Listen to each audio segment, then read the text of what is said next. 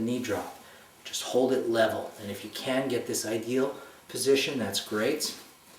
And you're reaching around. And I'm trying to pull it into me. So I'll rock a little bit. And then I'll actually pull it in towards me and hold. And I'm breathing the whole time. Inhale. Exhale. Good. Now from here, take your foot and place it on top of your extended leg. Now, again, gently at first, you may just want to work the knee down a little bit. And you may feel, it's funny, just because a lot of people are right-handed or right-footed, you walk forward with, you go up the stairs using your right leg first. One side may be tighter than the other just because of that. And just walking up and down the stairs with a different leg starting the activity can change your stretch. Okay, so from here, push down a little bit. And again, in an ideal world, I should pull this a little further.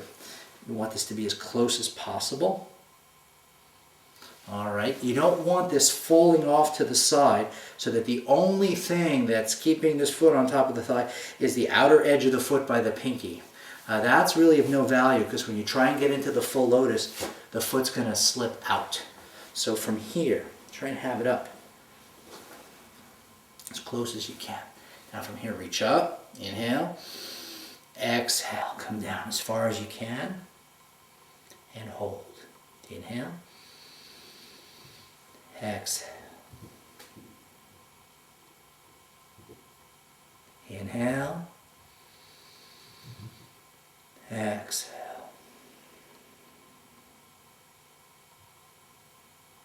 And for some of you, if you're down pretty low, you could work the knee at the same time.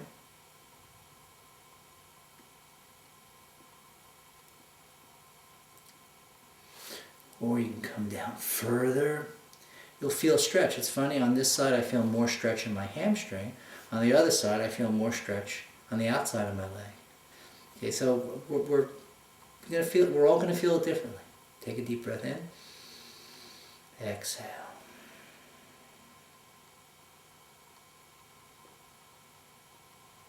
Okay, extend the arms next to the ears. Inhale up. Exhale down. So again, you're not only stretching, you're building up back muscles as you pull back because it takes a little bit of effort to hold your back in that right position. Okay, then release this leg and let's massage the knee. Now for some of you, that may be as far as you can go for several months. That's fine.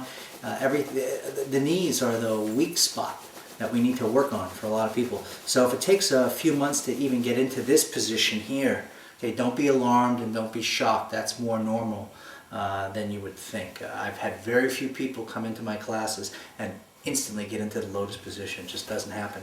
Our knees need work.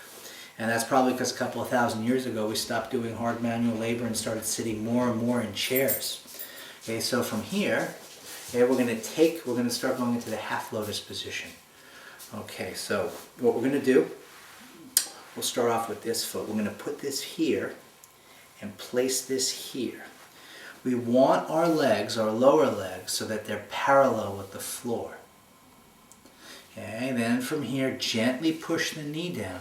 Now you're going to feel the workload a little different. Okay, a little different from side to side. Okay, you're going to come forward and you're going to breathe. You're going to come forward and you're going to breathe.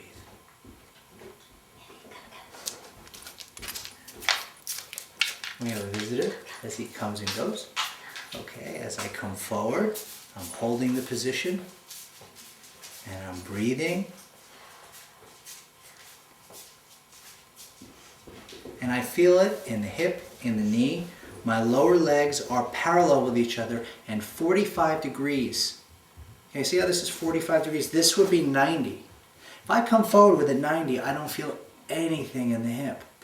When it's 45, this knee will go down further. And I'll feel a lot more stretch.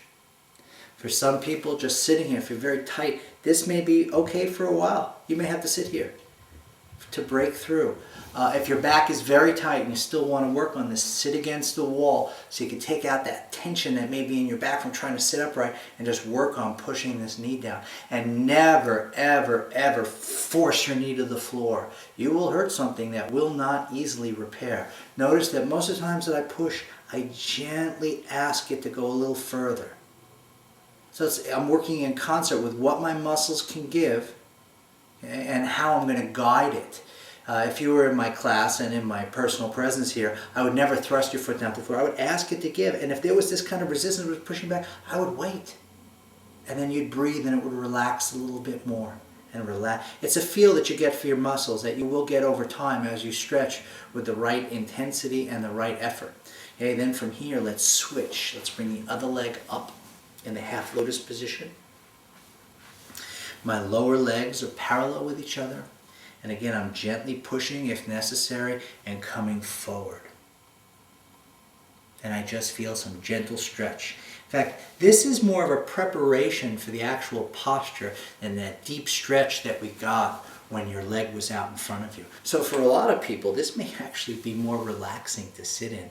Many people who like to sit and meditate or take some quiet time for themselves could be very comfortable sitting in a lotus position for a long period of time. Half lotus or other positions may not, full lotus or other positions may not be as comfortable. So again, the half lotus would be just tuck the leg under here. So this is a good position to help you get into that. And breathe. Inhale. Exhale.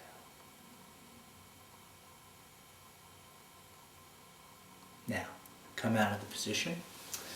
And what we're going to do is we're going to go back to the first leg, which is your right leg, and we're going to put it up on top here. Now we're going to bring our leg, and it has a lot more give in it than it did before we started stretching it.